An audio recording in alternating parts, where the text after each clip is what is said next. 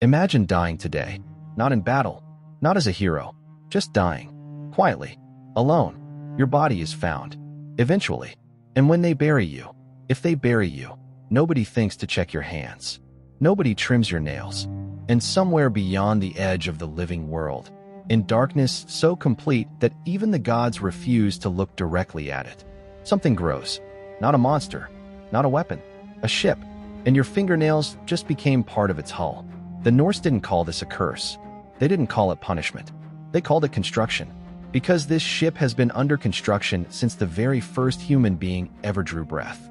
Built plank by plank, nail by nail, from every body that died forgotten, every corpse left unclaimed, every person buried by no one. And when it is finally finished, Odin falls, Thor dies on his knees, the sun goes dark, and the world burns down to the waterline.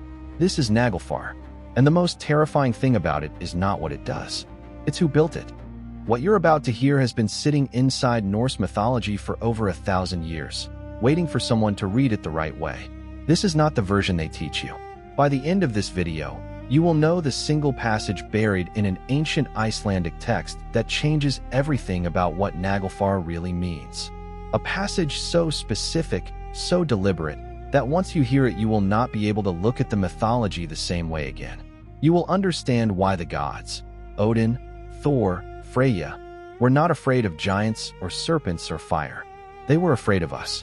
And you will meet the figure at the helm of that ship, a name the myths almost don't want to say out loud. A figure who was not born a monster, but was turned into one by the gods themselves. Stay with me, because this story is not about the end of the world. It is about who caused it. Here is the rule the Norse lived by. When someone died, you cleaned their body. You prepared them. You trimmed their nails before the burial. Not for hygiene, not for tradition, for survival. The Norse believed that an untrimmed nail on a dead body did not decay. It persisted, it hardened, and it found its way to a ship being assembled at the outermost edge of the known world, a place beyond the 9 realms, beyond the ocean, beyond anything with a name. Now think about who dies with untrimmed nails. Not warriors. Warriors had people who prepared them. Not kings. Not the honored dead who went to Valhalla feasting and singing. The forgotten ones. The soldier left on a battlefield no one returned to. The criminal executed and thrown in a ditch.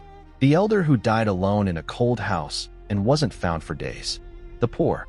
The abandoned. The ones nobody came back for. Every single one of them added a plank to Naglfar's hull.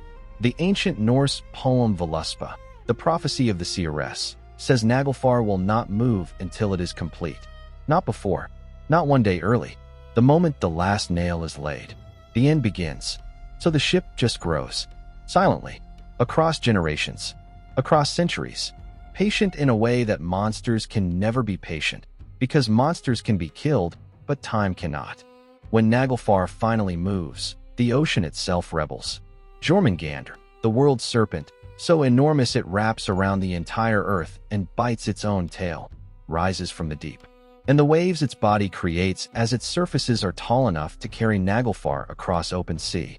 At the helm stands Hrym, a frost giant, cold-eyed, stone-faced, gripping the steering oar as the ship cuts through black water toward a battlefield called Vgrr.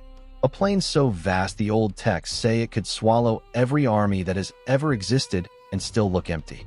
Behind the ship, Surtur marches from the realm of fire, carrying a sword described as brighter than the sun. Ahead of the ship, the wolf Fenrir runs free for the first time since he was chained, his upper jaw scraping the sky, his lower jaw dragging the ground, mouth wide open, looking for Odin. Everything is moving. Everything is converging. But there is one more figure the myths almost whisper. Loki, the shapeshifter, the trickster, the one who began the unraveling, who orchestrated the death of Baldur, the most beloved god in Asgard, and was punished by being chained beneath the earth with a serpent dripping venom onto his face for eternity. He is free now, and some readings of the Eddas, the ancient texts that preserve this mythology, place Loki not as a passenger on Naglfar, but as its captain, the god who broke the divine order, steering a ship built from humanity's shame, aimed directly at the gods who chained him. That is not a coincidence. That is a reckoning. But here is what nobody tells you. The Norse did not build this mythology to terrify you. They built it to warn you. Because Naglfar, the most horrifying object in all of Norse cosmology, is the one thing in the entire mythology that ordinary people have the actual power to stop.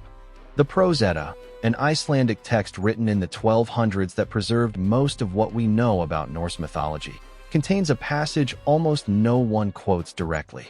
It says, "It is worth knowing that this ship is made of dead men's nails, for which reason a warning should be given that if a person dies with uncut nails, he contributes much material to Naglfar, a ship which both gods and men wish would be a long time in the making." Read that again. The gods themselves, Odin, Thor, Freyja, are described as desperately hoping Naglfar takes as long as possible to finish. And the only thing that slows it down is trimming a dead person's nails before burial. That is it. That is the weapon against the apocalypse. Not a sword forged in dwarf fire. Not a spell from the Allfather's ravens. Not a sacrifice on a mountain altar. One small, unglamorous act of care. The Norse encoded an entire civilization's code of conduct into a horror image. They told their people, "The way you treat the ones who can no longer speak for themselves tells the universe exactly what kind of world you deserve to keep. Forget the vulnerable. Abandon the dishonored. Let enough people die unnamed and unclaimed. And eventually, the consequences come back. Not as guilt, not as regret, as an army. It starts with cold. 3 winters, back to back to back, with no summer between them. The Norse called this Fimbulwinter. The killing cold. Crops die in the ground. Animals freeze standing up. And without food, without warmth, something breaks inside people. Brother turns on brother. Father on son. Every bond that holds a civilization together snapped. The old laws stop meaning anything. The strong take from the weak and nobody stops them because nobody has the strength left to try. Then the sky changes. The roosters crow, one in the realm of the dead, one in the realm of the gods, one in the realm of the giants. All 3 at once. That is the signal. Fenrir breaks free and swallows the sun. Jormungandr poisons the sky as it rises. The earth shakes until mountains crack open and forests collapse into the sea.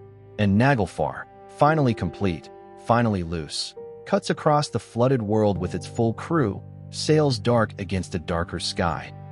Odin charges Fenrir and is swallowed whole. Thor kills the world's serpent and walks 9 steps before the venom takes him, collapsing slowly, on his hands and knees, the strongest god in existence brought down by poison. Surtur raises his sword and the fire comes. Everything burns. The earth sinks beneath the ocean. Silence. Then, the sea pulls back. The earth rises again. Green. Quiet. New. A hall appears called Gimel, brighter than the sun, where the surviving gods gather. 2 humans emerge from a hidden forest where they sheltered through the fire. A man and a woman, Lif and Ulfrasir, the ancestors of a new human race. The world begins again, which means Naglfar is already being built again, right now. Here is the thought that will follow you out of this video. The Norse never blamed the giants for Ragnarok, never blamed fate, never pointed at forces beyond human control. They blamed accumulation, nail by nail, one unclaimed body at a time, one forgotten person at a time, one generation that got too tired, too busy, too numb to look after the ones who had nobody else. Naglfar does not sail because evil won. It sails because good people stopped paying attention. You can always tell how close a civilization is to finishing the ship, not by watching the powerful, not by watching the wars or the disasters, by watching how the forgotten are treated, by watching whether the nameless get buried, by watching whether anyone comes back for the ones with no voice, or doesn't. The Norse understood something that most civilizations only figure out after the fact. That apocalypse is not an event. It is a process. It has already begun, and it is assembled, quietly, patiently, invisibly, one person at a time. So here's what I want you to answer in the comments. The Norse believed ordinary people, not gods, not heroes, held the real power to either slow Naglfar down or fill it faster. My question is this: is Naglfar already full, or does humanity still have time? Drop your answer below. I am reading every single one. And if you want more mythology that cuts this deep, that goes where other channels won't. Subscribe. What's coming next makes this look gentle.